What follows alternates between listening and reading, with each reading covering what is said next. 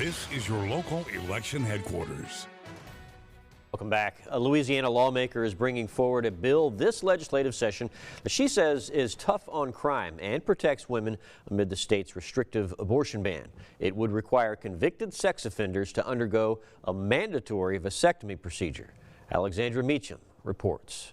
What it boils down to is we are unprotected as women in the state of Louisiana. Louisiana State Representative Delisha Boyd will introduce HB 166 this legislative session that adds penalties to sex offense convictions, requiring offenders to be subject to a mandatory vasectomy. She says it's in response to the state's highly restrictive abortion ban that does not allow exceptions for rape and incest. If we won't allow women to have some type of recourse, then they have to fear something for committing rapes, molestation, and incest.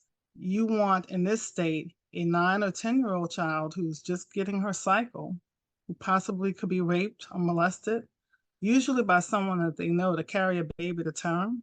It is horrifying, in my personal opinion. Representative Boyd says those who commit rape should fear repercussions, something she believes her fellow lawmakers will be supportive of during this tough on crime session. I am very hopeful about this bill, considering we are with a governor who wants to focus on crime prevention. Representative Boyd is also bringing back her bill that would grant exceptions for rape and incest, which failed in committee last year. I think it's insane that a committee that's mostly men, that a House that's mostly men, are making a decision on what a woman can do with her body. I think that's crazy. She says women's health care access is personal for her because her mother was only 15 years old when she was impregnated by a 28-year-old man. Her mom passed away when she was young. She says she'll continue championing issues that affect Louisiana women and families. I'm going to fight for women's rights, always. HB 166 will first go before the House Criminal Justice Committee. Representative Boyd has also introduced a bill that would require insurance companies to cover mandatory mental health screenings for rape victims forced to carry pregnancies to term.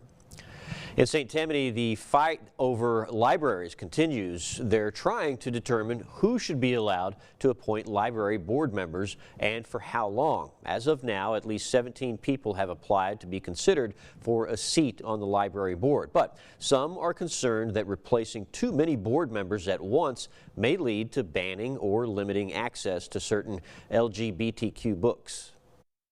Well, I think it goes against everything that democracy stands for, that we all have a First Amendment right to intellectual freedom and to read what we want to read. And I think the public libraries need to fight back and maintain that position and hold to the law. No votes will be held until next month.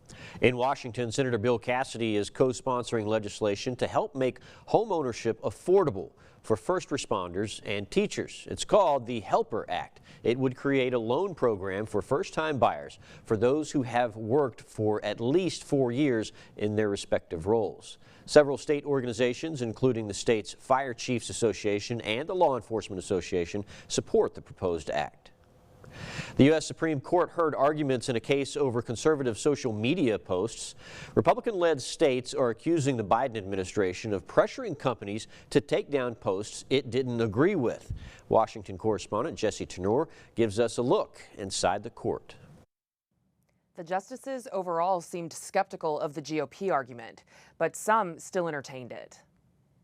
This is absolutely one of the most important cases. Republican-led states are asking the U.S. Supreme Court to say the Biden administration went too far in combating conservative views on social media. What happened here was a relentless pressure campaign brought by the federal government to take down protected speech. Louisiana and Missouri attorneys general accuse Biden administration officials of strong-arming social media companies to change controversial posts about COVID-19 and election security. I think that the evidence clearly establishes coercion. Conservative Justice Samuel Alito said he worried about the pressure coming from administration officials to target misinformation. It's treating Facebook and these other platforms like they're subordinates. Would you do that to the New York Times or the Wall Street Journal or the Associated Press? The Biden administration argued its officials did not overstep and stressed these controversial posts were happening at a volatile time. The the height of the pandemic. There was a concern that Americans were getting their news about the vaccine from these platforms, and the platforms were promoting, not just posting, but promoting bad information. Lower courts have sided with the Republican-led states, but the Supreme Court blocked those rulings while it considers the issue. The justices seemed likely to ultimately side with the Biden administration. We think we have a responsibility to give people accurate information and not bad information. Now, the social media companies themselves are not involved in the case, and a decision is expected by early summer. In Washington, I'm Jessie Chenor. Coming up, lawmakers on Capitol Hill want to help Louisiana crawfish farmers who are feeling the pinch from low supply. Up next, I'll talk with Congressman Troy Carter about his plan to help out. Stay with us.